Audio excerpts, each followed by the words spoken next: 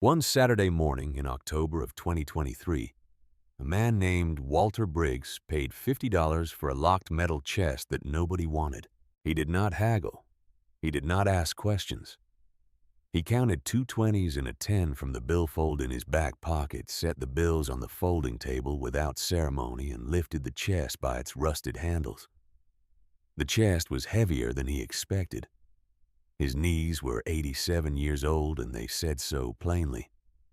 He set the chest down once on the cracked concrete of the driveway, caught his breath, and kept going.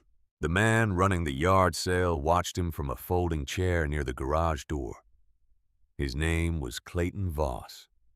He was 44 years old, wearing clean khakis and a quarter-zip fleece, and he had the particular expression of a man who has already decided the weekend is a waste of his time. When Walter reached his truck and began working the chest up over the tailgate, Clayton said something across the driveway. He said it loudly enough for his wife to hear it, and for the couple browsing the card table full of old kitchen appliances by the garage, and for the teenage daughter sitting on the front steps looking at her phone. He said that the old man had just paid $50 for a rusted military box with a padlock no one had a key to, and that whatever was inside was probably just greasy rags and maybe a dead mouse, and that he hoped the old man had not driven too far. A woman near the card table laughed, the short, polite kind of laugh that fills space without meaning anything. Someone else looked up and looked away. Clayton leaned back in his chair and crossed his arms and watched with the satisfied expression of a man who has said the obvious thing and been confirmed. Walter did not answer. He did not look up. He got the tailgate closed, got himself behind the wheel, and pulled out of the driveway without hurry. He drove the 42 miles home in silence. The truck was a 2009 Ford F-150 with 187,000 miles on it, and a crack in the dashboard above the glove box that Walter had been meaning to fix for 3 years. The cab smelled like wood shavings and mineral spirits, and the very faint ghost of Eleanor's lavender soap, though Eleanor had been gone 4 years now, and the smell was mostly memory at this point. Walter did not say this to anyone. He was not the kind of man who named his losses out loud. He carried them the way he carried most things, quietly in the front seat of an old truck on a 2-lane Tennessee highway on a Saturday morning in October, while the hardwood ridges on either side of the road went by in their full color, red and orange, and the particular yellow of a hickory in good light. The regional paper had advertised the sale as estate clean-out vintage military items must go. It had not said what kind of military items. It had not said whose estate. Walter had driven 42 miles on a Saturday because in 63 years of buying and restoring old American hardware at farm sales and estate auctions, he had developed an understanding of a simple truth. The things worth finding were almost never advertised correctly. The people selling them did not know what they had, and the people who did know what they were looking at could usually tell before they were close enough to touch anything. He had known the chest before he was 6 feet from it. He had spent enough years around military supply depots from Paris Island to Camp Pendleton, and a few forward positions with names he did not mention at dinner tables, to recognize a World War II vintage Marine Corps issue storage chest without needing to read the stenciling. The steel was the right gauge. The corner reinforcements were the right pattern. The brass padlock was the kind that had been standard before Korea, before the procurement systems changed, and everything got standardized into something blander and cheaper. That chest was at least 70 years old, probably more. He had kept his voice even when he asked about it. Clayton had said 50, as is no key, no idea what is in it. Walter had taken out his billfold. You did not show your hand in front of a man like Clayton Voss. You kept your face neutral and your voice level. And you paid what was asked. and you did not give anyone a reason to reconsider the transaction. Walter had learned this in his 30s, and it had served him well for 50 years. His workshop occupied the old tobacco barn behind the house, a space he had been converting and improving for the better part of 2 decades. The floors were pine plank sanded and sealed. The walls were insulated and sided with rough-cut cedar. 8 fluorescent fixtures ran down the center beam wired by Walter himself in 1998, and the light they produced was flat and even, and showed everything without mercy, which was exactly what you needed when you were working with old metal and older wood. The pegboard on the east wall held hand tools organized by type and approximate period of manufacture, a system that made sense to Walter and to no one who had ever tried to help him find something. The workshop smelled like linseed oil and iron filings, and the good, dry mustiness of old wood that has been kept warm and sheltered for a long time. Walter carried the chest in from the truck, one resting step at a time, and set it on the main workbench under the biggest shop light. He pulled his stool over and sat for a moment to let his knees recover. Then he leaned forward with his elbows on the bench and looked at the chest properly. The stenciled lettering on the lid had faded almost to nothing. Under the shop light, tilting his head until the angle was right, he could make out a service number. And below the service number, in block letters that had gone to shadows but were still legible to a man who was looking for them, a name. H. Fenwick. Walter went to the pegboard and took down his hacksaw. He sat back on the stool and went to work on the padlock shackle. The steel was hardened and it did not want to be cut, but Walter was patient. He used long, even strokes the way his father had taught him, letting the blade do the work without forcing it. And he counted the strokes the way he always counted when he was working through something that required patience. At 134 strokes, the shackle parted.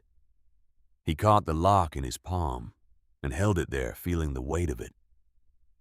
Then he set it on the corner of the bench with care. He lifted the lid. The smell came up at him before he could see anything. It was a particular smell that Walter associated with things that had been sealed for a long time and kept dry. Gun oil and cosmoline and the specific dusty dryness of folded cloth that has not seen air in decades.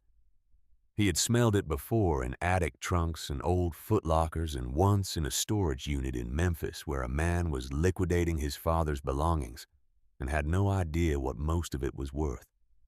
It was the smell of a life compressed and stored and waiting. The top layer was rags. Walter lifted them out carefully. They were folded with a precision that was not the precision of a household. This was a specific fold.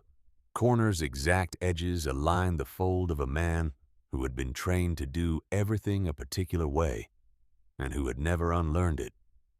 Walter had the same habit with his shop rags.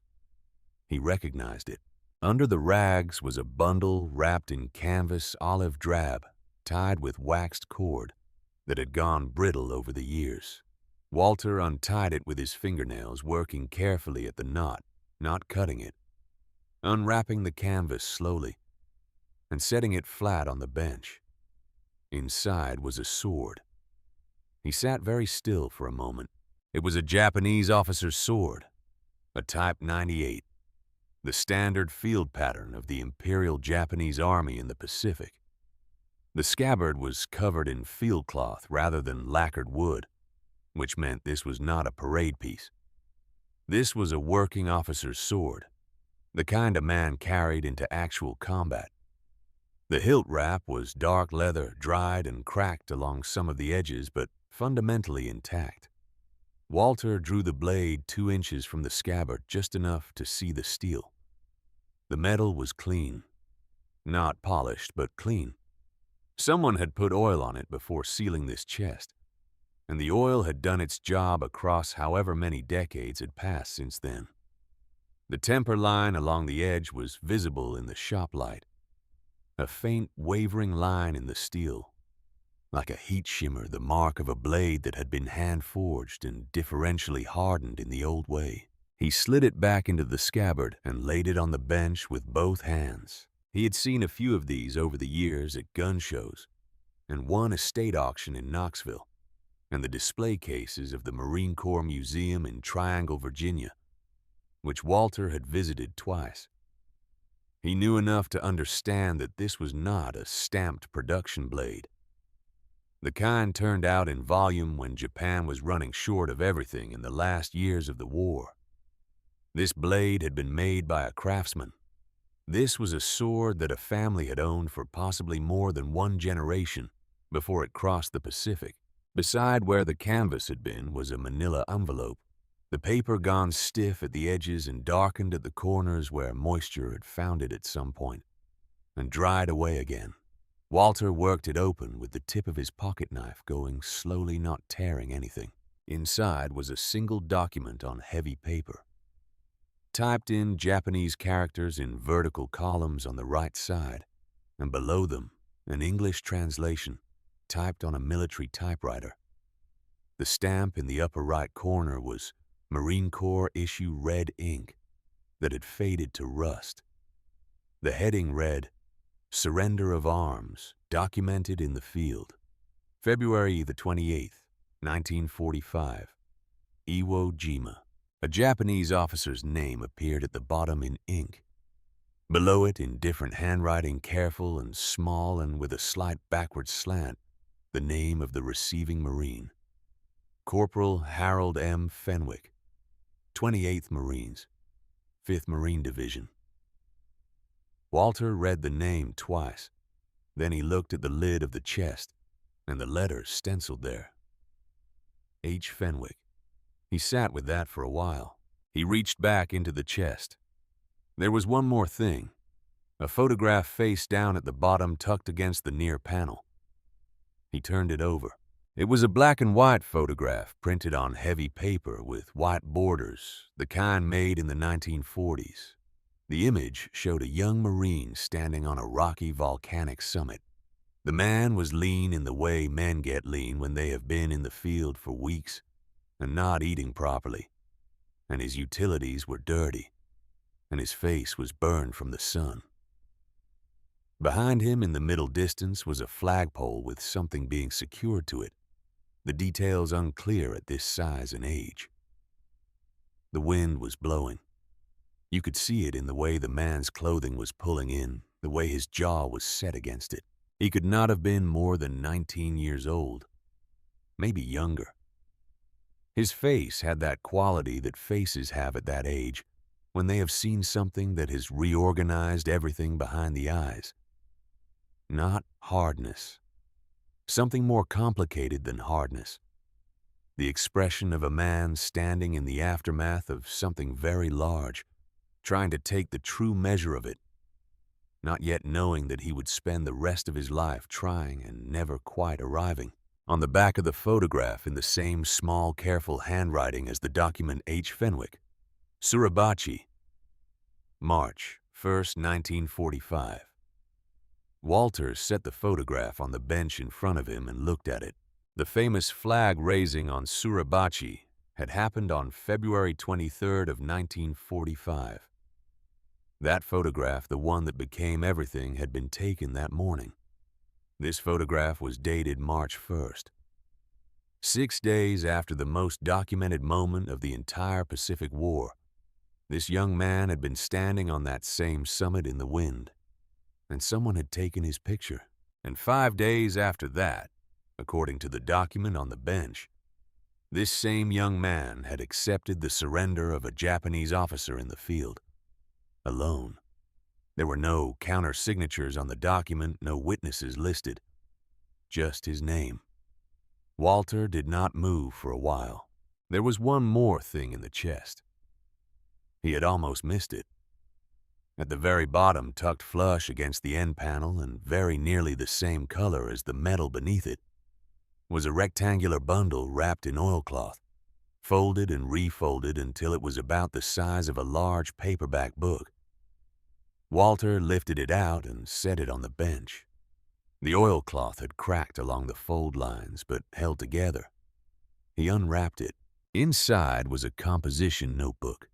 The kind sold in every dime store and five and dime in America from the 1940s onward, black and white, marbled cover, sewn binding that had been re-glued at some point with rubber cement. The corners were worn smooth from handling. On the front cover, in the same small, backward slanted handwriting as everything else, 4 words: "Not for anyone. Yet." Walter opened to the first page. The date at the top was September 14th, 1973, 28 years after Iwo Jima. The man wrote that he was beginning this notebook because he had carried certain things inside his head and his chest and the space between his shoulder blades for 28 years, and the weight of them had not diminished the way he had been told it would. He was 47 years old, and he was getting no younger. And he had tried speaking these things to a doctor in Knoxville, who had said that men who could not speak their experience sometimes had to write it first. He wrote that he did not put much faith in doctors as a general rule, but he was willing to try most things once. He wrote, "I was not supposed to survive that island. I have looked at the mathematics of it many times. Of the 250 men who came ashore with my company on February 19th, 83, walked off under their own power. I was one of the 83. I have spent 28 years asking what I did differently than the other 167. I have not found an answer I can live with. I am beginning to think there is not one." Walter read those lines again. Then he kept going. Harold Fenwick had been born in Meridian County, Tennessee, in October of 1925. He had enlisted in the Marine Corps at 17 in January of 1943. The notebook moved the way memory moves, not in a straight line, but sideways and backward, arriving at certain moments from unexpected directions. Harold wrote about his mother's kitchen and the radio the morning after Pearl Harbor. He wrote about the bus to Paris Island and the drill instructor, who had a voice that carried through closed doors. He wrote about the Pacific in fragments, approaching it and retreating from it, the way you approach and retreat from something you cannot look at directly for too long. He wrote about the island in pieces over several entries. The black sand of the beach that was volcanic and therefore unlike any sand Harold had ever seen before or since. The sulfur smell from the geothermal activity below the surface, the way the ground was warm in places, warm and faintly steaming, which should have been a comfort in the cold mornings and was not. The sound of artillery when you are not behind it. The way the ridge lines looked in the early light, stripped of anything living, just rock and ash, and the particular gray of a place that has been fought over. He wrote about men he had known by first name and home state, and the specific ways they talked about their families when they thought about them out loud. He wrote their names carefully in a list on the inside back cover of the notebook. 167 names each, followed by a home state written in the same small, even hand. Walter counted them. He did not mean to count them, but he did. And then, in an entry dated March 3rd of 1973, his third night of writing, Harold wrote about the cave. It had been 5 days after the photograph on Suribachi. His platoon had been working the northern end of the island, a section of ridgeline and tunnel systems that had already consumed 2 other units. He was a corporal giving orders to men who outranked him in any ordinary sense, because the men who had outranked him in this specific situation were no longer present. He did not describe how they had become not present.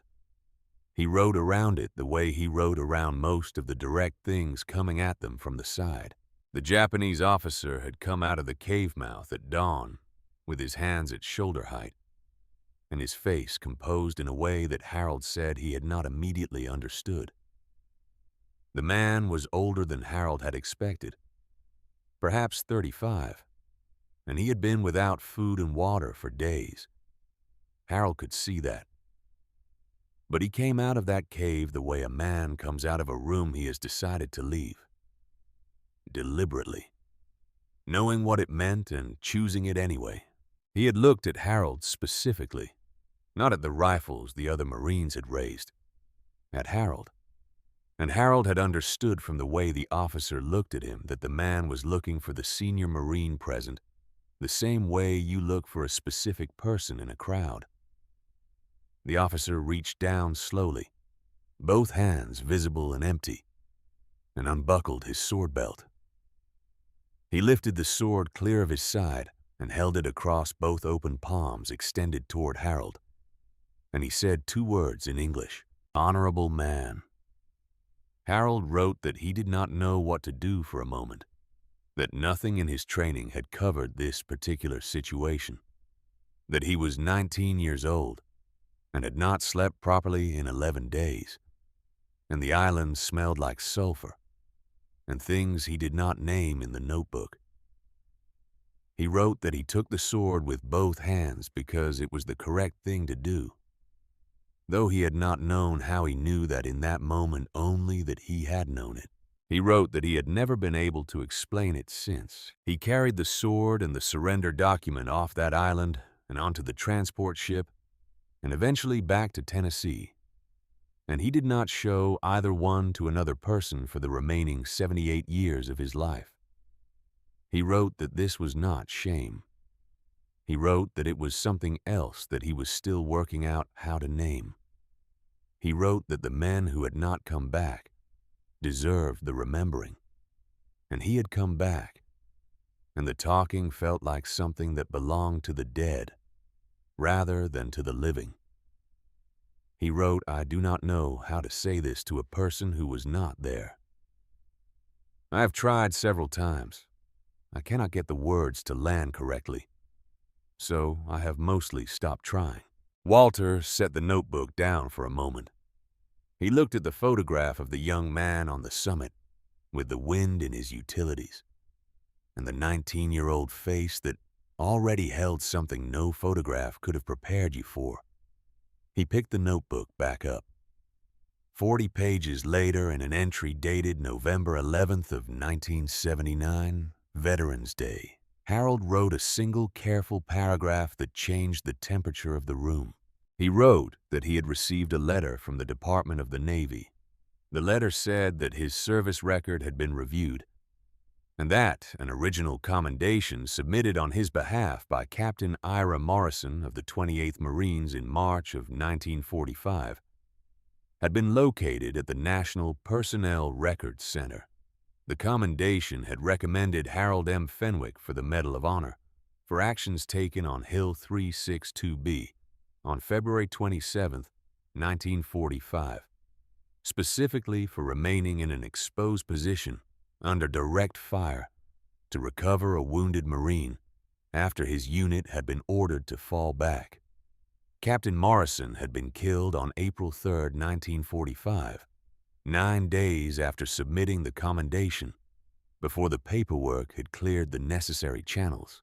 The letter said that the commendation had been located and that processing it would require Harold's formal participation in a review, and that someone from the awards division would be in contact. Harold wrote, "I did not reply to the letter." He wrote, "I want to be clear about my reasoning in case anyone ever reads this. It is not stubbornness. It is arithmetic." He wrote, 167 men from my company did not come back from that island. Some of them did things on that island that no one wrote a commendation for because there was no one left to write it. They did not come home to their families. They did not spend 34 years walking their own land and watching their children grow and their grandchildren learn to run. I have done those things. I have been grateful for every single day of them. The question of whether I deserved a particular recognition for what I did on one morning in February of 1945 is not a question I am in a position to answer. The men who would have done the same thing and did not survive to be asked about it deserve that recognition more than I do. That is not modesty. That is just the plain truth of the situation as I understand it. One more line below that, the last line on the page. He wrote, I am not a man who collected honors. I am a man who came home. That has always been enough for me." Walter closed the notebook and set it on the bench. He sat in his workshop in the particular silence of a Tennessee October night at 4 in the morning with Harold Fenwick's sword in front of him, and Harold Fenwick's photograph, and Harold Fenwick's surrender document, and Harold Fenwick's notebook, and he tried to hold all of it at once, which was not possible. You could not hold all of it at once. You could only hold one piece at a time and let the rest of it sit there. Outside through the barn wall, a whippoorwill was calling from the tree line. The same 4 notes, patient and persistent. The way those birds call through the whole of a dark night, as though repetition itself is a form of faith. Walter was not a man who cried easily or often. He had buried men he loved and come home from places that took things from him that he had not gotten back. He had sat beside his wife in a hospital room in Knoxville for 11 days in the fall of 2019, and then driven home alone in the dark. He knew what grief felt like, and he knew what he could carry and what he had to set down. But there was something about the 4 words on the cover of that notebook that pressed on something in him in a way that was specific and hard. Not for anyone. Yet. Harold Fenwick had written 200 pages of his interior life into a composition notebook over the course of 50 years, and he had wrapped it in oilcloth and put it at the bottom of a locked chest, and the word on the cover was yet. Not never. Yet. He had been waiting in his quiet and private way for the right person. He had not known who that person would be or how they would arrive. He had only known that he was not ready to destroy it, and so he had kept it sealed against the day when it would be needed. Walter sat with that for a long time. Then he looked at the lid of the chest and the stenciled letters there, and he looked at the photograph of the 19-year-old on the summit, and he thought about how close this had all come to going differently. A different advertisement in the paper. A different Saturday. A man who stopped at $50 and kept walking. A landfill in Meridian County, Tennessee. He picked up his phone. It was 4:22 in the morning. He did not call people at 4:22 in the morning, but he found the contact he was looking for and saved it to his recent calls, so it would be there when the sun came up. The contact was Daniel Pruitt, retired colonel, historical consultant for the National Museum of the Marine Corps in Triangle, Virginia. Walter had served with Pruitt briefly at Pendleton in 1975, and they had stayed in loose contact for 40 years in the way that certain men do not, speaking often but knowing the other was there. Walter had not called him in 3 years. He was going to call him in a few hours. He covered the artifacts with a piece of clean cotton cloth from the shelf above the bench. He tucked the notebook back into its oilcloth wrapping. He turned off the shop light. He crossed the yard to the house in the cold dark, with the whippoorwill still going in the trees, unchanged 4 notes, patient, as it had always been. In the kitchen, he poured yesterday's coffee down the drain and stood at the window for a moment. The ridge to the east was slightly different than it had been, not lighter exactly, but different, the kind of change that precedes light without being light yet. He thought about Harold writing that 167 men had not come back, and that he had spent 28 years asking what he had done differently. He thought about a 19-year-old corporal standing in front of a cave at dawn on Iwo Jima with a rifle and taking a sword from an officer's open hands, because it was the correct thing to do, and he knew it without knowing how he knew it. He thought about a man spending 50 years writing his own life into a notebook and sealing it with a word that was not never but yet. He thought about Clayton Voss in his folding chair, calling out across the driveway that it was probably just greasy rags. Walter put a fresh pot of coffee on and waited for morning. By 7 o'clock, two things were happening that Harold Fenwick could not have anticipated when he folded that notebook into its oilcloth wrapping and locked the chest. The first was that Walter Briggs was on the telephone with Daniel Pruitt in Virginia, reading slowly from the surrender document while Pruitt said nothing for a very long time. When Pruitt finally spoke, his voice had changed in a way Walter recognized.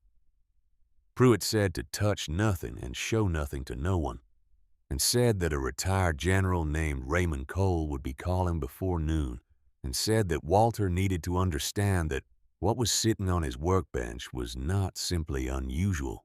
The second was that Clayton Voss, 42 miles away in Grantsburg, was standing at his kitchen counter, reading a text message from a man who operated a private auction service out of Nashville and who specialized in military memorabilia.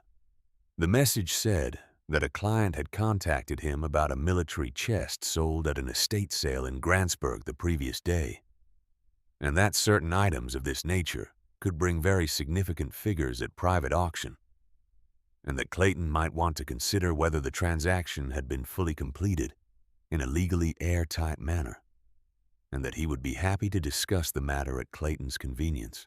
Clayton read the message a second time. He set down his coffee cup. He picked it up again. He thought about the 87-year-old man in the old truck who had not answered him when he had called out across the driveway. He sat down at the kitchen table and opened his laptop and typed the words "estate sale, Tennessee, legal rights buyer-seller" into the search bar, and he began to read. General Raymond Cole arrived at Walter's property on Monday morning, 41 hours after Walter had first opened the chest. He had driven through the night. A silver Buick, older but clean, parked on the gravel beside Walter's truck, with the precision of a man who had spent a lifetime putting things exactly where they were supposed to go. He was 81 years old and 6 feet 2 inches tall, and he moved with the deliberate economy of a large man whose joints had started making their opinions known, but who had decided not to let that become anyone else's problem. He wore civilian clothes, dark slacks, and a gray sweater, and there were 8 hours of Virginia highway still in his eyes. But his bearing was the bearing of a man who had decided the drive was not a hardship and would not be discussed as one. Walter met him in the yard. They shook hands. Cole had a handshake that communicated a specific thing. Not aggression, not performance, just the simple information that the hand doing the shaking had worked for a long time and intended to keep working. They had spoken twice on the telephone in the past day and a half, so introductions were not necessary. Cole looked at the barn workshop and then at Walter and said only that he appreciated the drive being straight. Walter said the coffee was on. They went to the workshop. Cole stood at the bench for a long time without speaking. He examined the sword without touching it for several minutes, then lifted it with both hands the way Walter had, drawing the blade an inch from the scabbard and tilting it under the shop light. He examined the surrender document through the reading glasses he pulled from his breast pocket. He held the photograph of the young man on Suribachi and looked at it the way a man looks at the face of someone he has been trying to locate for a long time and has not been sure he would find. He set the photograph down. Then Walter handed him the notebook. Cole read, standing up for the first 20 minutes. Then he pulled the second stool from under the bench and sat, and he read for another hour and 40 minutes without looking up, except to occasionally turn to a previous page and read something again. Walter worked at the other end of the bench on a hand plane he had been restoring for 2 weeks. The kind of slow, detailed work that can be done while the mind is doing something else entirely. The single bulb above the far end of the bench threw its light down the length of the wood. Outside, a cold front had moved through overnight and the morning was clear and still. At some point, Cole stopped reading and was quiet for a while. Then he said that he had given Harold Fenwick's eulogy 6 months earlier in a church in Grantsburg that held about 90 people and had been filled. He said Harold had not asked him to do it. Harold's daughter had asked him, And he had said yes because he had known Harold for 22 years through the county veterans organization. And because Harold was the kind of man for whom the correct response to being asked a thing was to say yes and then do it properly. He said he had stood at the front of that church and spoken for 15 minutes about a man who had never in 22 years of knowing Cole said more than 3 sentences in a row about his own service. Cole had known Harold was at Iwo Jima. He had known about the Bronze Star. He had not known about the sword. He had not known about the photograph. He had not known about the letter from the Department of the Navy in 1979, or the commendation submitted by Captain Morrison before Morrison was killed. He looked at Walter. Walter said he thought there was more. He said to keep reading. Cole read for another 40 minutes. The entries Harold wrote in the 1980s had a different quality than the earlier ones. The first years of the notebook, the 1970s entries, had the feeling of a man clearing ground, working through the surface material to get to what was underneath. By the early 1980s, Harold was writing about the cave, with more specificity circling back to it, every few entries adding detail that the earlier entries had withheld. He wrote about the particular quality of the light inside the cave entrance at dawn. He wrote about the sound the officer's sword belt made when it was unbuckled. He wrote about the weight of the sword when it was placed across his own palms, which he had not described in the earlier entry and which he described now as being unexpectedly light. He wrote, "I have thought about this moment many times over the years, and I have come to understand something about it that I could not have understood at 19. When that officer came out of that cave, he was not surrendering. That is the word we use because it is the only word we have in English for what one soldier does when he is finished fighting and wants to stop. But what he did was not that. What he did was choose the terms of his own ending. He decided how that morning would go. He walked out under his own power, and he stood straight, and he gave me his sword with both hands in the old way. Because that is how a man of honor gives up something of value. And he looked me in the eye the whole time. He controlled that moment completely. The fighting was finished, but he was not finished. He was not defeated. He was choosing. He wrote, "I have spent 40 years being unable to properly name what I felt watching him do that. I think I can name it now. I felt that I was watching someone demonstrate what dignity costs. It costs everything, and it costs it voluntarily, and you do not get it back." He wrote, "I shook his hand. My man did not expect that. I did not plan to do it. But I reached out my hand and he looked at it for a moment, and then he shook it. And that was the last thing that happened before the situation became a formal military matter, handled by people with the correct authority and the appropriate paperwork. I have never written that down before. I'm writing it now because I am 60 years old, and I understand that if I do not write it down, it will not exist anywhere except inside me, and eventually that will stop being a storage option." Walter watched Cole read that passage. He watched Cole stop and read it again. He watched Cole take off his reading glasses and rub the bridge of his nose once and put them back on. The November light came through the single high window on the east wall and lay across the workbench and the artifacts in a long, flat rectangle. The sword was in that light. The photograph of the young man on the summit was in that light. The notebook in Cole's hands was in that light. Walter thought about Harold Fenwick writing in this notebook for 50 years and wrapping it in oilcloth and putting the word "yet" on the cover. And he thought that "yet" was the right word. Harold had not been writing for no one. He had been writing for the right person at the right time when the time came. Cole set the notebook down. He said that Captain Ira Morrison had submitted a Medal of Honor commendation for Harold Fenwick in March of 1945 for actions on Hill 362-B. He said that Morrison had been killed April 3rd.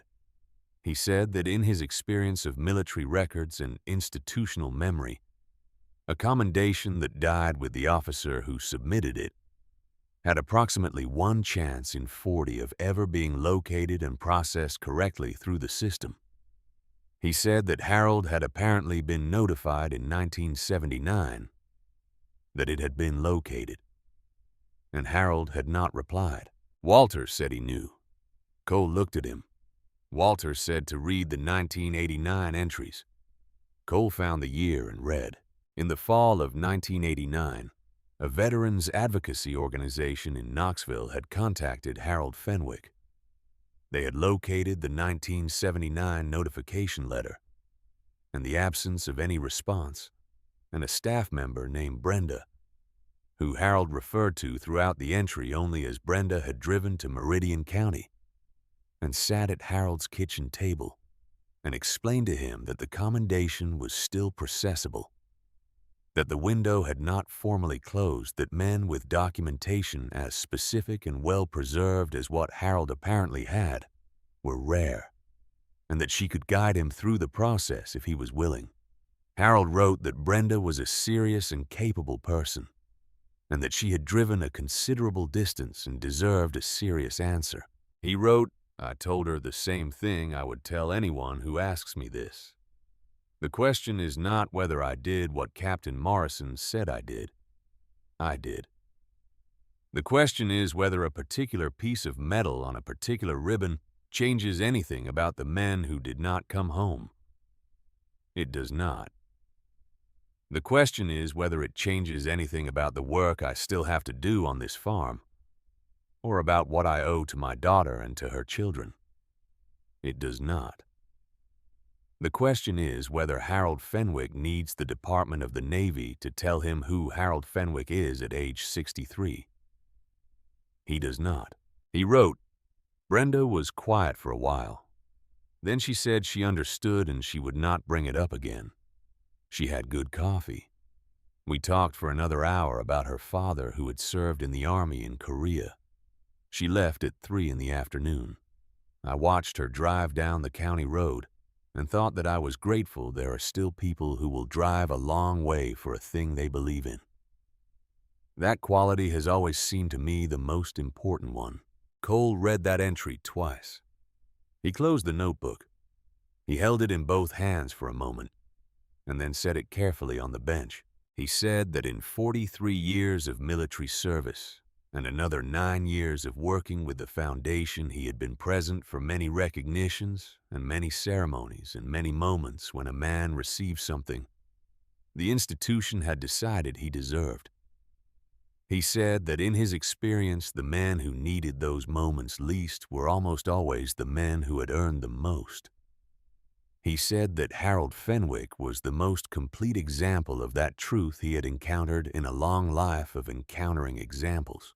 Walter poured them both more coffee, and they sat with that for a while. It was Cole who finally said what the next steps needed to be. He said the artifacts needed to go to Triangle to the museum, where they could be properly conserved and documented. He said the notebook was possibly the most significant personal account of Iwo Jima he had read in decades of reading such accounts.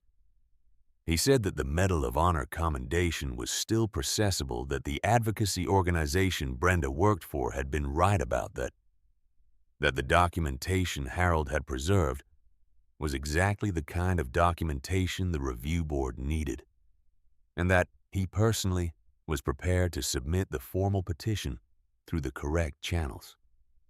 He said this would not be a fast process. He said that was fine. He said that Harold had waited 78 years and a few more months would not diminish anything. Then his phone buzzed on the bench beside his coffee cup. He looked at it. He said one word which was understood. Walter's phone had been ringing with a number he did not recognize since Sunday morning. The first call had come 12 hours after Walter had called Pruitt.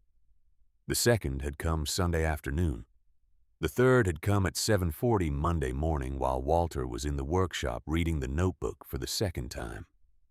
He had not answered any of them because he did not answer numbers he did not recognize before he knew what the situation was. That same Monday afternoon, a letter had arrived by certified mail.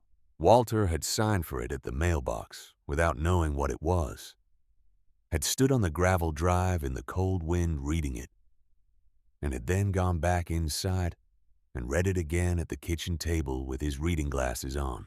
The letter was from a law firm in Nashville. It was 2 pages long, and it was written in the specific language that law firms use when they want to make a situation feel more conclusive than it actually is. It said that the personal property of Harold Monroe Fenwick, deceased, including any and all contents of military storage containers sold at the Grantsburg estate sale on the date in question, remained the rightful property of the Fenwick estate and its designated heirs. It said that the sale of the chest had transferred ownership of the container itself, but that the contents, being items of significant personal and historical value belonging to the deceased, were subject to estate law and could not be considered to have been legally transferred by a garage sale transaction. It said that Walter Briggs was requested to cease all action regarding the contents of the chest and to contact the firm within 72 hours to arrange the return of said contents to their legal owners, or to face the possibility of civil legal action. The letter gave a contact name. The name was not Clayton Voss, but attached to the back of the letter on plain paper and not law firm letterhead was a handwritten note. The note was brief. It said, "I know you paid $50. I will pay you $50. I am not trying to be difficult. These things belong to my family." The note was signed C. Voss. Walter had sat at the kitchen table for a while after reading the note. He thought about a lot of things. He thought about the word "yet" on the cover of the notebook. He thought about the 167 names written in the back of it. He thought about Brenda from Knoxville, who had driven a long way for something she believed in and had good coffee and had not pushed. He thought about what Harold had written about Brenda, that her quality of driving a long way for a thing you believe in had always seemed to him the most important quality a person could have. He thought about what Clayton Voss believed in. Cole had received the same information through Pruitt, who had a colleague who tracked certain kinds of legal activity around military memorabilia, because this was not the first time something like this had happened, and the museum had developed an informal monitoring arrangement as a result. Cole was not surprised by the letter. He said that when an item of this significance surfaced, it attracted attention quickly, and that attention was not always of the right kind. Walter asked him directly what the legal situation was. Cole said that the law on this question was not as settled as the letter implied. He said that a sale of property at an estate sale was generally considered a completed transaction, and that claims against the contents of sold items face significant legal obstacles. He said that the museum's legal team had reviewed similar situations before, and that he would make a call. He said this was not Walter's problem to carry alone. Walter said that was not what he had asked. He said he had asked what the legal situation was, not who was going to handle it.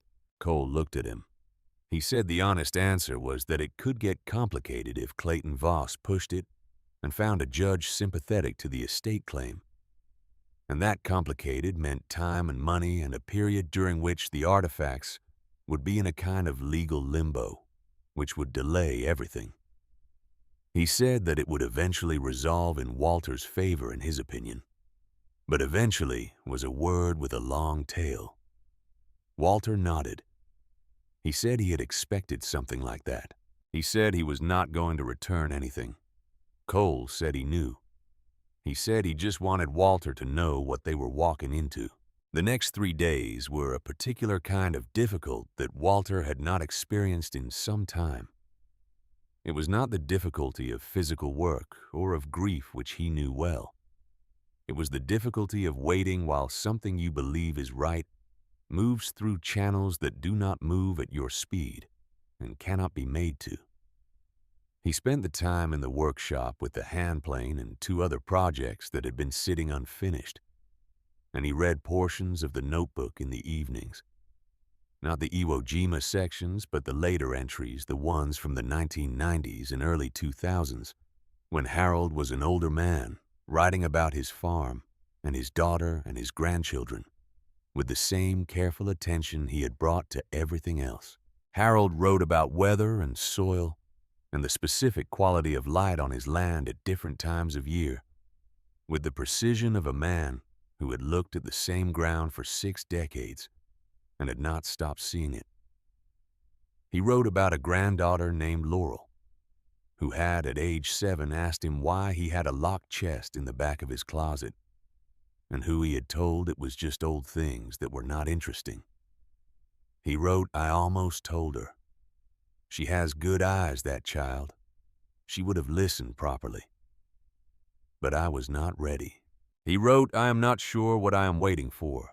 I only know I am still waiting." He wrote in the last entry, dated April 9th of 2023, 6 months before he died, "I have been thinking about the chest. I am 97 years old, and I am going to run out of time to think about it eventually. I have told no one except these pages. My daughter would understand, I think. But she has enough to carry, and I have never wanted to add weight to someone who is already managing well." I put the notebook back in the chest this morning and I closed the lid. The word I wrote on the cover was true when I wrote it. I have been waiting for someone who would know what to do with all of this and do it right, and I have not yet found them. But I believe they will come. I have always believed they would come. I am choosing to keep believing it. Walter read that entry on a Thursday evening sitting in the kitchen with the notebook on the table under the lamp. He read it once. He sat for a while.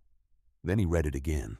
He thought about a Saturday morning in October, and a folding table and a man in a quarter-zip fleece drinking coffee in a folding chair, and $50 in a billfold, and 42 miles of Tennessee highway, and the specific moment when a locked chest in the corner of a garage, half hidden behind a stack of paperbacks, stopped being an object and started being a responsibility. He closed the notebook and put it in the oilcloth and set it on the kitchen table where he could see it. On the 4th day, Clayton Voss drove to Meridian County. He came on a Thursday morning. Walter heard the car on the gravel from the workshop and came out to the yard. Clayton looked the same as he had at the yard sale. Same general quality of presentation, clean and arranged. Except that he had the expression now of a man who has spent several days thinking about something and has not arrived at the conclusion he wanted. He stood by his car and looked at Walter. Walter stood in the yard and looked back. Clayton said he had driven 42 miles. Walter said he knew. He said it was the same 42 miles. A beat of silence. Clayton said he would like to see what was in the chest. Walter looked at him for a long moment. Then he said to come to the workshop. He did not do it because the lawyer's letter required him to, or because he was uncertain about his own position.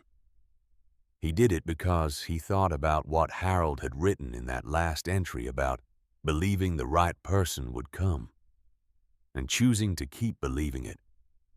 And he thought that the right person did not always arrive knowing they were the right person. Sometimes they arrived not knowing what they were walking toward. Sometimes that was exactly the beginning of the thing. They went into the workshop. The artifacts were arranged on the bench under the shop light. The sword in its scabbard. The surrender document in its envelope. The photograph of the young man on Suribachi. The notebook still in its oilcloth. Clayton stood at the bench and looked. Walter told him the name on the chest. He said H. Fenwick and pointed to the stenciling on the lid. Clayton looked at the lid.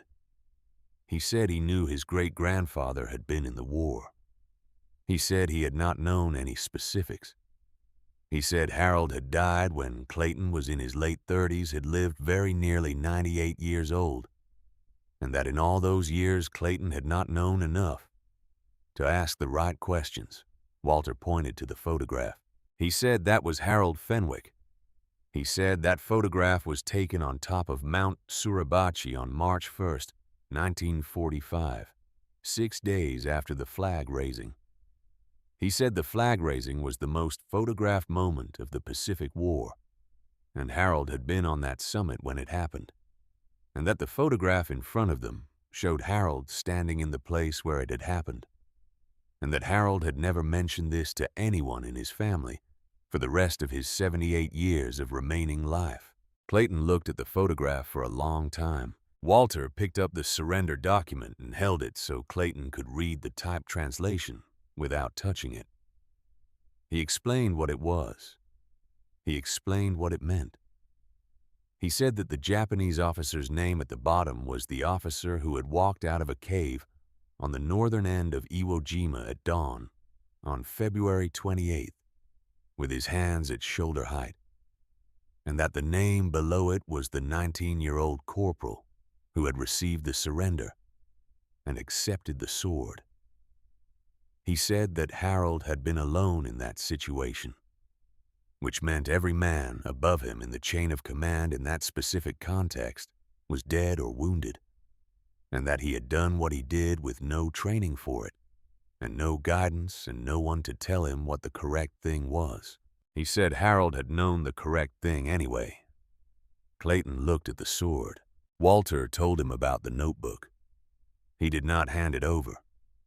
He said that Harold had kept a personal record of his life and his interior experience for 50 years, and that it was an extraordinary document, and that it had changed what Walter understood about who Harold Fenwick was. He said that in the notebook there was a record of a Medal of Honor commendation submitted on Harold's behalf by his commanding officer in 1945, and that the officer had been killed before the paperwork cleared, and that Harold had been notified in 1979 that the commendation had been located, and that Harold had not replied. Clayton said nothing. Walter said Harold had been contacted again in 1989 by an advocacy organization that had offered to help him navigate the review process, and that Harold had met with the woman who came, and had liked her and respected her, and had told her no. Clayton said why. Walter said the notebook explained it better than he could. He said the short version was that Harold did not believe the recognition belonged to him. He believed it belonged to the men who had not come back. He did not think anything the government could do for Harold Fenwick, 50 years after the fact, would change what those men had given. And so he had declined to be the one who received it. The workshop was quiet for a while after that. The light hummed in the fixtures overhead. Outside, the wind had picked up, and something near the barn roof made a small sound against the siding. Clayton looked at the photograph again. He looked at it for a long time. He said the law firm was his idea. He said he had thought it was straightforward, that these were family items that should be with the family. He said that when he had heard from the auction contact in Nashville that certain items of this kind could bring significant figures at private sale, he had thought about the second mortgage on the house and about a number of other things he did not name specifically. And he had made a phone call that he had thought was a practical decision. He stopped. He looked at the photograph. He said he had not known what was in the chest. Walter said that was clear. Clayton said he did not know what to do now. Walter said he understood that. He said it was a reasonable place to be, not knowing what to do. He said he did not need Clayton to make any decisions today. He said he just needed Clayton to understand what he was looking at. He said this belongs somewhere it can be seen. He said not to him, and not to a private collector in Nashville, and not in a box in a closet in Grantsburg for another 50 years. He said there are school children who will walk past this and read the name Harold Monroe Fenwick and understand something about what this country asked of certain people and what those people gave. He said that is what Harold deserved. He said he believed Harold had always known it and had not been able to give it to himself, because that was not the kind of man Harold was. He said Harold had been waiting for someone to do it for him. Clayton looked at the photograph for a long time. Then he picked up his car keys from the bench where he had set them, and he said he needed to think. He said he would call off the law firm. He said he needed a few days. Walter said that was fine. He said a few days was fine. Clayton walked out of the workshop and across the yard to his car. He sat in it for a moment before starting it. Through the workshop window, Walter could see him sitting there, not moving, looking at something that was not the windshield. Then the engine started and the car went down the gravel drive and onto the county road and was gone. Walter stood at the workbench in the flat light of the shop lamp and looked at the photograph of the 19-year-old on the summit with the wind in his utilities and the face that held something no training and no age could have fully prepared a man for. He covered the artifacts carefully, corners, even edges straight. He turned off the shop light. He crossed the yard to the house in the cold afternoon with the wind coming off the ridge and the light already going thin in the west, the way it goes in November when the days are short and the dark comes earlier than you want it to. He went inside and called General Cole. He said that Clayton Voss had been to the workshop and had seen the artifacts and had said he would call off the law firm. He said he did not think Clayton was going to be a problem anymore. He said he thought Clayton was in the process of understanding something that was going to take a few days to finish arriving. Cole said that was his sense as well. Walter said he was ready to talk about Triangle. He said he was ready to talk about the formal petition for the commendation review. Cole said he had already been making calls. He said the process done correctly and with the documentation that Harold had preserved could take anywhere from 18 months to several years, and that there were no guarantees on the outcome, but that he had spoken with 2 former members of the awards review board, and that the documentation was as strong as any he had seen submitted.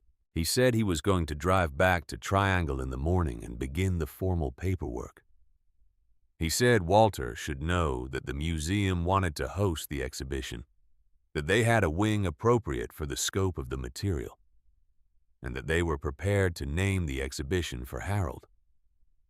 Walter said that was right. He stood at the kitchen window with the phone and looked out at the ridge to the east. Going dark. Now the tree line a dark edge against a sky that still had some color in it. Somewhere up on that ridge, the whippoorwill was starting up again. It would call through the whole of the dark night and stop at first light, which it always did, which it had always done, which it would keep doing long after anyone currently listening to it was gone. Walter set the phone down and looked at the notebook on the kitchen table. Not for anyone. Yet. The yet was answered now. He put his hand flat on the cover over those 4 words. He left it there for a moment. Then he went to make supper. Clayton Voss called the law firm on a Friday morning. The call lasted 4 minutes. Walter did not know this directly. He learned it from Cole, who learned it from Pruitt, who had maintained a quiet line of communication with the museum's legal contacts throughout the week. The message that came back was simple. The firm had been instructed to withdraw. There would be no civil action. The transaction was closed. Walter was in the workshop when Cole called to tell him. He set the phone down on the bench and stood for a moment looking at the cotton cloth covering the artifacts. Then he picked up the hand plane he had been working on and went back to work because the work was there and the plane needed finishing and certain things deserved to be marked not with ceremony, but with the continuation of the ordinary day. That afternoon, he drove to the lumber yard in town and bought the materials he needed to build a proper transport crate for the artifacts. He spent the weekend building it. He used pine for the frame and foam-lined plywood for the interior panels, and he made the whole thing tight and square, with the care he brought to anything he built for a specific purpose. He worked slowly because there was no reason to rush and because slow, careful work is its own form of respect. He lined the interior with the clean cotton cloth and fitted each artifact into a section cut to its dimensions. The sword in its scabbard, the document in its envelope inside a second protective sleeve he had ordered from an archival supply company online.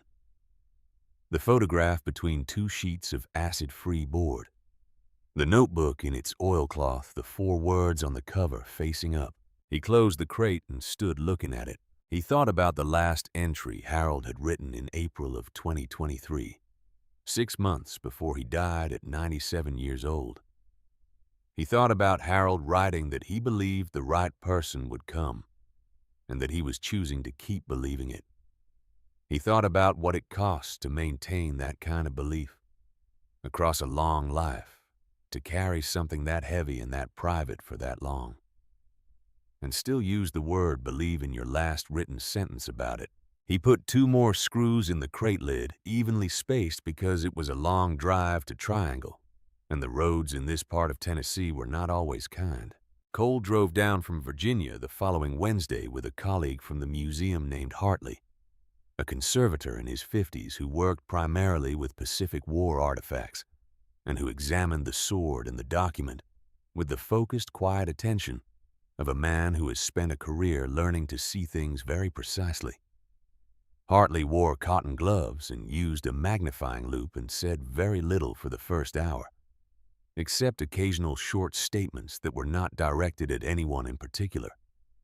The kind of thing a person says when they are talking to themselves and have forgotten there are other people in the room. After the hour, he took off the gloves and looked at Walter directly and said that the blade was exceptional. He said it was a pre-war forged blade, not production, and that the condition given its age and the conditions under which it had been stored was remarkable. He said the document was in similarly extraordinary condition, and that the oilcloth wrapping had protected the notebook far better than most materials would have managed over 50 years. He said Harold had known what he was doing when he sealed it. Walter said Harold had known what he was doing in most situations from what he could tell. Hartley smiled and said that was the impression he was getting. Cole had brought the formal paperwork for the commendation petition. He and Walter sat at the kitchen table that evening and went through it. The petition required specific documentation in a specific format submitted to a specific office within the Department of the Navy with copies routed to the appropriate committees. Cole had done this before, not many times, but enough to know where the difficulties tended to arise and how to frame the supporting material to account for them. The documentation Harold had preserved the original surrender document with its military stamps and counter-signatures, the photograph establishing Harold's presence on Suribachi, the Bronze Star citation that established his service record, and the notebook, with its extensive and datable personal account, constituted what Cole called a foundation he had rarely seen matched in a petition of this kind. He said the review board would take the time it took. He said 12 months was optimistic. He said 2 years was more realistic. He said there were no guarantees at any stage, and that Walter should understand that going in. Walter said he understood. He said Harold had waited 78 years. He said he could wait too. Cole looked at him across the table. He said there was one more thing. He said the museum had a proposal they wanted Walter to consider. He said they wanted to acquire the notebook, as well as the artifacts, to include it as part of the exhibition, with selected pages displayed alongside the physical items. He said they understood the notebook was intensely personal, and that its display would require careful decisions about what was shown and what was kept private. and that they were committed to working with Walter and the Fenwick family on those decisions, and that nothing would be displayed without agreement from both parties. He said Harold had written "not for anyone yet" on the cover, and that the museum's position was that the "yet" was now. Walter sat with that for a moment. He said he thought that was right. He said he thought Harold had always known the notebook would not stay sealed. He said a man who truly wanted something to disappear did not wrap it in oilcloth and write "yet" on the cover. He wrote never. He buried it or burned it. Harold had done neither. Harold had kept it sealed and waited for the right time the same way he had kept the sword and the document, not out of secrecy, but out of a specific kind of faith that the right context would eventually exist. Cole said he agreed. Walter said he wanted one condition. He said he wanted the list of names to be included. He said Harold had written 167 names in the back of the notebook, each followed by a home state, the names of the men from his company who had not come back from Iwo Jima. He said he wanted those names displayed in full somewhere in the exhibition. He said he did not care how it was done on the wall or in a case or in a separate printed document, but he wanted everyone who walked through that exhibition to have the opportunity to read those 167 names. Cole said that could be done. Walter said then they had an agreement. They drove the crate to Triangle in Cole's car the following Friday, Walter in the passenger seat with the crate secured in the back. The drive took just over 8 hours with one stop for gas and coffee in the gray, flat stretch of Virginia in the early afternoon. Walter slept for a portion of it, which was unusual for him in a moving car, but he was 87 years old, and the past 2 weeks had been the kind of weeks that take something out of you, regardless of your age. And when Cole said to sleep, Walter did not argue. He woke when they crossed into the county where the museum was and recognized the landscape which he had seen twice before over the years. The museum sat back from the road behind a long approach that gave you time to understand you were arriving somewhere, which was the correct architectural decision for that particular purpose. Hartley and 2 other conservators met them in a receiving bay that was temperature and humidity controlled and lit with the particular flat light that conservation work requires. They transferred the artifacts from the crate with the same careful, quiet focus that Hartley had brought to the workshop in Tennessee, logging each item with photographs and documentation before it moved to the next stage of the process. Walter watched from a chair by the wall. He had been asked if he wanted to be present for the transfer, and he had said yes without hesitation. And now he sat and watched and felt something that he would not have been able to name precisely, but that had to do with completion, with a long thing arriving at its conclusion in the right way. The sword went into a climate-controlled case. The document went into archival preservation. The photograph went to imaging where it would be scanned at high resolution, and the original preserved. The notebook went last, and Hartley handled it with particular care, turning the oilcloth back slowly, lifting the notebook clear with both hands, opening the cover to photograph the 4 words before he photographed anything else. Not for anyone, yet. Walter drove back to Tennessee alone on Sunday, the return trip, in his own truck on roads he knew. He stopped at a diner outside of Bristol for scrambled eggs and coffee, and sat at the counter and looked out the window at the parking lot and the cold November sky, and thought about Harold Fenwick writing in a composition notebook in his kitchen in Meridian County, Tennessee, for 50 years, one entry at a time, the way a man does something he is committed to, regardless of whether anyone will ever see it. He thought about discipline as a form of love. Not love for any particular person, though Harold had clearly loved his family and his land, and the specific quality of morning light on the ridge above his farm. But love as a practice applied to the truth of a thing, to the record of what actually happened and what it actually cost, maintained carefully and without expectation of reward for as long as it took. He thought that he had spent 63 years finding things that other people had lost or discarded or failed to understand, and that this was the thing he had been finding his way toward through all of those years without knowing it. Not the sword, not the document, not the photograph, the notebook.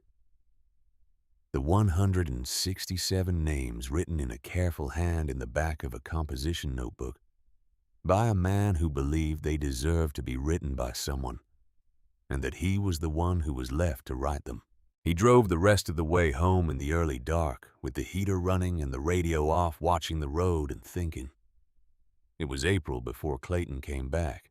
Walter had not expected him and had not been waiting for him. But he was not surprised when the car appeared on the gravel on a Saturday morning in the pale, flat light of an early Tennessee spring. Clayton got out with a boy beside him 10 years old, wearing a coat that was slightly too large for him in the way boys' coats tend to be when parents are buying for the year ahead. The boy had dark hair and a serious face, and he looked at the barn workshop and the yard and the ridge beyond with the direct, unfiltered attention that children bring to new places before they learn to moderate it. Clayton introduced him as Eli. Walter shook his hand. Eli shook back with a firm grip and did not look away, which Walter noted.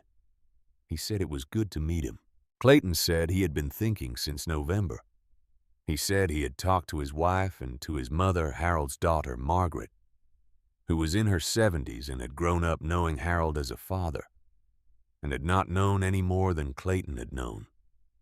He said his mother had cried when he told her what was in the notebook. He said she had cried for a long time, and that afterwards she had sat very still at her kitchen table, which was the same table where Harold had sat with Brenda from Knoxville in 1989, and she had said something that Clayton wanted Walter to know. She had said that she understood now why Harold had always seemed to be carrying something that no one could touch.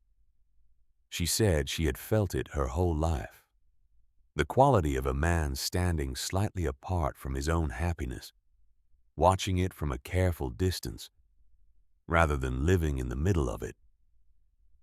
She had always thought it was the war in a general way, the way many men from that generation carried the war in a general way. She had not known it was specific. She had not known it had 167 names. Clayton looked at the workshop door. He said he was glad Walter had not given it back. Walter said he knew. He took them both into the workshop. The bench was clear now, the artifacts gone, the cotton cloth folded on the shelf above. But the photograph was there. He had made a high-resolution print from the image the museum had sent him, the scan they had made before preservation, and he had mounted it in a simple frame and set it on the workbench where the original had been. It was Harold on the summit, the wind in his utilities, 19 years old, and already carrying something the rest of his life would never fully put down. Eli stood in front of the photograph for a long time. He was not a fidgety child. He stood still and looked the way Walter had stood still, and looked at things his whole life, giving them the full weight of his attention. He said, "Is that him?" Walter said that was him. He said that was Harold Monroe Fenwick on top of Mount Suribachi on March 1st, 1945. He said Harold was 19 years old in that photograph. Eli looked at it. He said he looks like he is thinking about something. Walter said he thought Harold was always thinking about something. Eli said, "What do you think he was thinking about?" Walter looked at the photograph. He had looked at it many times. He thought about what Harold had written in the years after the war, about the mathematics of survival, about the question he could not answer about 167 names. He thought about a 19-year-old standing on a volcanic summit, 6 days after the most documented moment of the Pacific War in the wind, with someone's camera aimed at him. He said he thought Harold was thinking about the men who were not standing there. Eli nodded slowly. He kept looking at the photograph. Clayton stood behind his son, with his hands in his jacket pockets, and said nothing. There was something different in his face than there had been in November. The November face had been the face of a man under pressure, calculating, negotiating with a situation he had not fully understood. This face was quieter. It had the quality of a man who has put something down that he had been carrying in the wrong way and has not yet found the correct way to carry it, but knows that the search for the correct way has begun. Walter made coffee. They sat in the workshop on the stools with cups balanced on the edge of the bench. The photograph on the bench between them and Walter told them about the exhibition. He said the museum planned to open it in the fall. He said the sword would be displayed in a climate-controlled case, with the surrender document and the photograph and the Bronze Star citation and selected pages from the notebook. He said the list of 167 names would be mounted on the wall adjacent to the case. Full names and home states, every one of them. He said Clayton and his family would be invited to the dedication. He said it would be a private ceremony before the public opening, just the museum staff and Cole and Pruitt and whoever the family wanted to bring. Clayton said they would be there. Eli looked up from the photograph. He said, "Will people be able to read the names on the wall?" Walter said yes. He said the names would be large enough to read clearly. He said school groups would come through. He said children the same age as Eli would stand in front of that wall and read those names. Eli said all 167. Walter said all 167. Eli looked at the photograph again. He said, "I want to learn about him." He said it simply, without decoration. The way children say the most important things, not as a performance or a declaration, just as a fact about what he intended to do. Walter looked at the boy for a moment. He said that was the right thing to want. He said Harold had been waiting a long time for someone in his family to want that. The exhibition opened on the third Saturday of October, exactly 1 year, and 1 week after Walter had paid $50 for a rusted chest at a yard sale in Grantsburg. The ceremony was held in a wing of the museum that had been cleared and arranged for the occasion. The display cases were lit from within, the light falling on the artifacts with the even careful quality of light designed to show things without damaging them. The sword rested on a padded mount in the central case, the scabbard at a slight angle, the hilt facing the viewer. The surrender document was displayed beside it behind museum glass. The Japanese characters and the typed English translation, both legible, the two signatures at the bottom visible to anyone who came close enough to look. Above the document was the photograph, framed in plain dark wood, Harold Fenwick on the summit of Suribachi with the wind in his uniform, and his face holding everything that a year of looking had finally taught Walter to read. On the adjacent wall, in letters large enough to read from 10 feet away, 167 names. Each name followed by a home state, Alabama through Wyoming, every single one of them. Cole gave a brief address. He spoke without notes, in the direct, plain way that was natural to him, and said that the man whose life was displayed in this room had demonstrated by example that honor is not an award. It is a practice. It is the thing you do when no one is watching and when you have nothing to gain from doing it, and when doing it costs you something real. He said Harold Fenwick had practiced it for 78 years after the war ended, and that the practice had left a record, and the record was on the walls of this room for anyone who wanted to understand what that practice looks like when a man commits to it completely. He said the Museum of the Marine Corps was honored to hold that record. He said that was all. Walter stood near the back of the room. He was not a man who needed to stand at the front of things, and this was not his room to stand at the front of. He watched the family.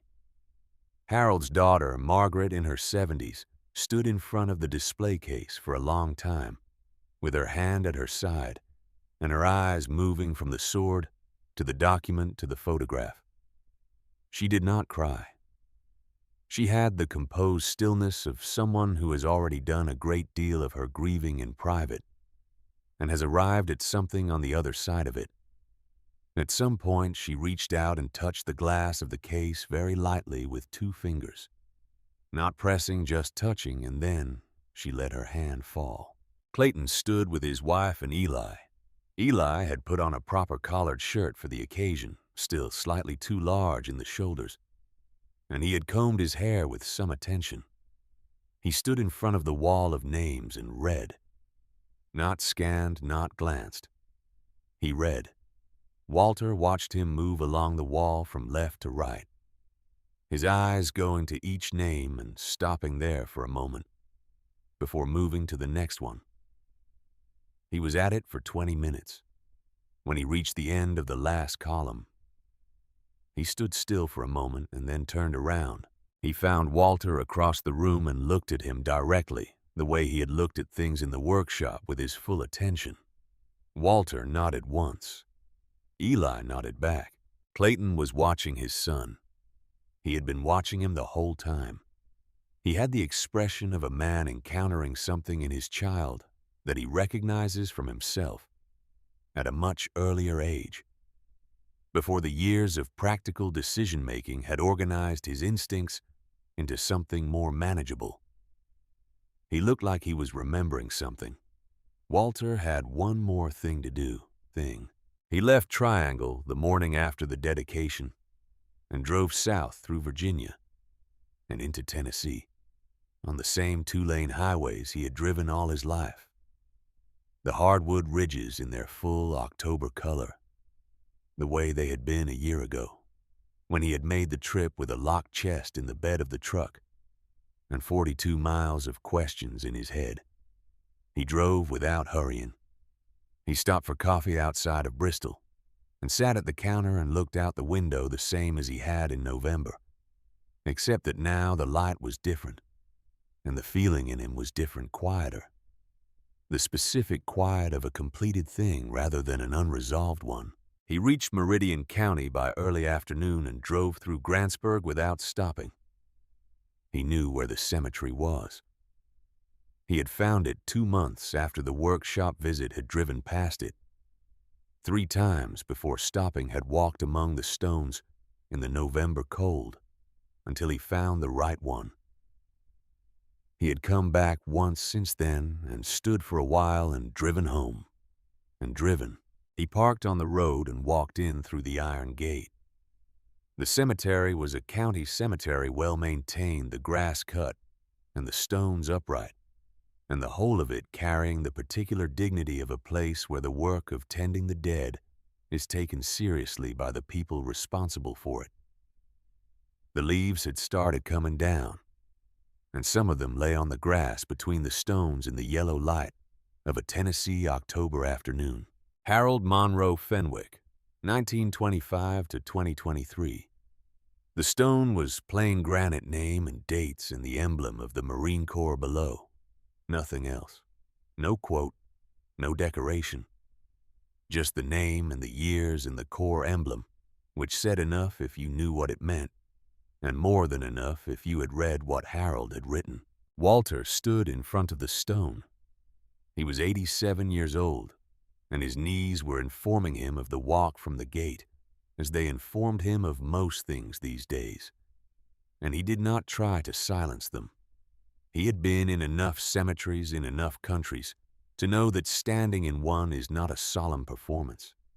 It is just standing, being in the same air as someone who is no longer in any air, holding the fact of them in your mind while the wind moves through the October trees and the light comes down through the leaves at an angle that is particular to this time of year.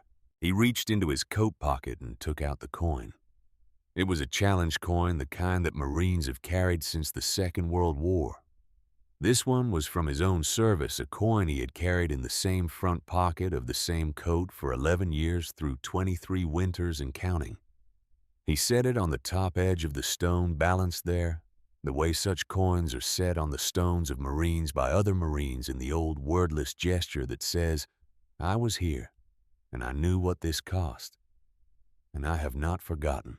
He stood for a while. He thought about Harold writing that he had been asking for 28 years, what he had done differently than the men who did not come back, and that he had not found an answer. He thought about the truth of that which was, that there was no answer.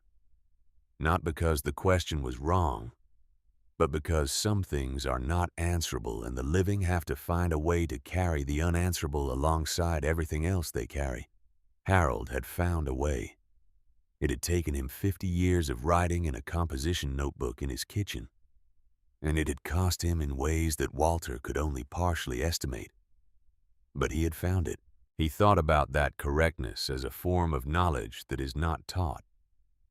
It is inherited from the people who taught you by example what honor looks like before you had a word for it. Harold had known it because it had been put into him by someone, a father or a teacher or a drill instructor, or a combination of all of them over the years, and he had carried it into a cave on a volcanic island at dawn in 1945, and used it in a situation that no training could have prepared him for. He thought about what it means to be ready for the moment that has no preparation. He thought about a locked chest in the corner of a garage, half hidden behind a stack of paperbacks with a service number and a name stenciled on the lid. He thought about $50. He thought about the word yet. He had paid $50 for a locked chest, and what he had found inside was not the past. The past was sealed. The past was done. What he had found inside was an argument for a particular way of living made by a man who had no interest in making arguments, who had never asked anyone to listen, and had never stopped believing that someone eventually would. An argument that patience is not passivity, that silence is not the same as forgetting, that the things you carry with the most care are the ones that were entrusted to you by someone who would not carry them carelessly themselves, and that the entrusting is itself a form of faith that requires an answer. Walter had answered it. He stood in front of Harold Monroe Fenwick's stone for a while longer, not thinking anything in particular, just standing in the afternoon light in the Meridian County Cemetery, with the October leaves coming down around him, and the coin on the stone, and the ridge above the town in its full color, red and orange, and the particular yellow of a hickory in good light. Then he put his hands in his pockets and walked back through the iron gate and got into his truck and drove home. In the museum in Triangle, Virginia, a boy named Eli Voss had asked his father to take a photograph of the wall of names. Not the display case with the sword, not the photograph of Harold on the summit, the wall of names. He had stood in front of it with his phone and photographed the whole wall in sections moving along it, carefully, making sure every name was in the frame. When he got home, he asked his mother to help him print them. He put them on the wall above his desk, all 167 names in the same order. Harold had written them, which was not alphabetical, but the order in which Harold had been able to recall them, which was its own kind of order. He told his father that he was going to learn all of their names. Clayton looked at the names on the wall for a moment. He said that was a lot of names to learn. Eli said he knew. He said he was going to start with the ones from Tennessee. In a workshop at the end of a gravel road in Meridian County, a restored hand plane sat on the bench in the flat light of 8 fluorescent fixtures finished and ready. The blade sharp and the sole flat, and the whole of it as good as it had ever been. The bench was clear except for the frame print of a 19-year-old Marine on a volcanic summit with the wind in his uniform, and an expression that Walter now understood was not complicated at all. It was the expression of a man who has done what he came to do, and knows it, standing in the aftermath of something very large and very costly, taking the true measure of it with both eyes open and both feet on the ground, not celebrating and not grieving, just holding it for as long as it takes, for as long as it needs to be held.